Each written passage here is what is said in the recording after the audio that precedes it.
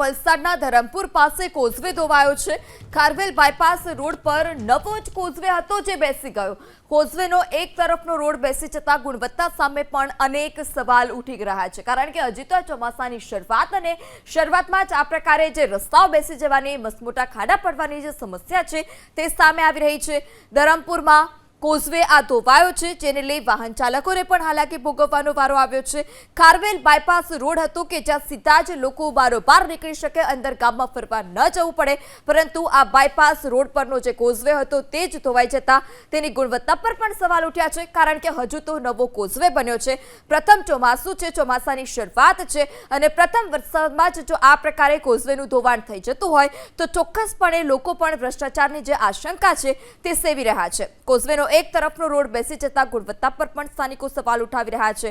સ્થાનિકોમાં પણ રોષ છે, કારણ કે વર્ષોથી સ્થાનિકો કોઝવેની માંગ કરી રહ્યા હતા અને ત્યારબાદ જે આ કોઝવે છે તેનું નિર્માણ કરવામાં આવ્યું અને તેમાં પણ ભ્રષ્ટાચાર ભરપૂર કરી દેવામાં આવ્યો છે, કારણ કે કોઝવેનો એક તરફનો રસ્તો જે હતો તે બેસી ગયો છે।